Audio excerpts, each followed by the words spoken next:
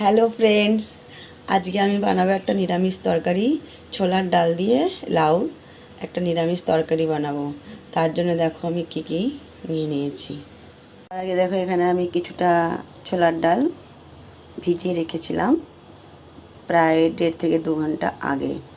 আর এখানে একটা দেখো লম্বা লাউ নিয়ে নিয়েছি, দুটো মিডিয়াম সাইজ পেঁয়াজ, আর কিছুটা নিয়ে নিয়েছি কাঁচা লঙ্কা, যেগুলো এখন আমি কাটবো।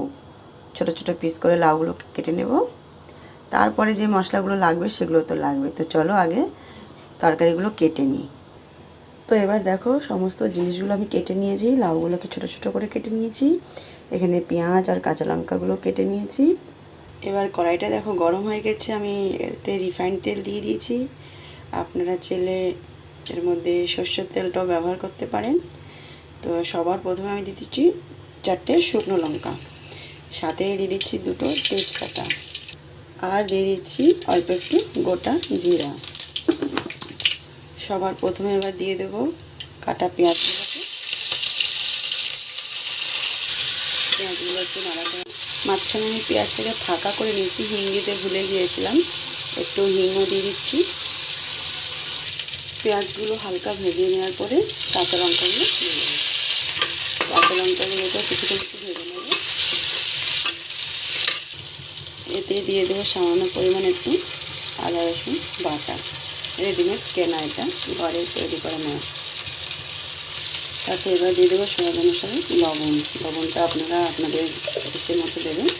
8 থেকেও কম চামচ হলদি পাউডার, একটু নেড়ে চেড়ে দেবো একদম কম মশলাতে। এবার চাইলে আপনারা যে টমেটোটাও ইউজ করতে পারেন, কিন্তু আমি টমেটোটা দেবো না, এখন ঘরে অ্যাভেলেবেল নেই তাই। আর দিয়ে দেবো 1/2 কম চামচ লঙ্কার গুঁড়ি, এটা একটু কালার হওয়ার জন্য, যাতে না পড়ে যায় তার জন্য দিয়ে দেবো একটু জল। ভালো করে নেড়ে নেব। ভালো করে নেড়ে নেওয়ার পরে দেখো এতে তেলটা ছেড়ে দিয়েছে, মানে মশলাটা ভাজা হয়ে গেছে। এবার দিয়ে দেবো ছোলার ডালগুলো, যেগুলো ভালো করে ধুয়ে রেখেছিলাম। এবার ভালো করে একটু নেড়ে দেবো, মশলাটা ডালের সাথে মিক্স করে নেব। একদমই সোজা সিম্পল রান্না, তাড়াতাড়ি, আর খেতে ভীষণ দারুণ। ভাতের সাথেও খাওয়া যাবে, রুটির সাথেও খাওয়া যাবে, পরোটার সাথেও খাওয়া যাবে। এবার দিয়ে দেবো কাটা লাউগুলোকে। দারুণ লাগে খেতে, একদম কম মশলাতে। ভালো করে মিক্স করে নেবো তরকারিগুলোকে। এবার একটু ঢাকনা লাগিয়ে গ্যাসের আঁচটা কম করে একদম কম ফ্লেমে কিছুক্ষণ এটাকে রান্না করতে হবে। এবার ঢাকনাটা সরিয়ে একটু দেখে নিই। এই দেখুন লাউগুলো বেশ অনেকটাই গলে গেছে। আমি কিন্তু এখনও কোনো জল দিইনি এর মধ্যে। আর ডালটাও বেশ ভালোই হাত দিয়ে টিপে দেখুন গলে গেছে। এবার এতে একটু হালকা পরিমাণে জল দিয়ে হাই ফ্লেম করে গ্যাসটাকে একটু ফুটিয়ে নেব। এর মধ্যে আমি বড় কাপের 1 কাপ জল দিয়ে দিচ্ছি।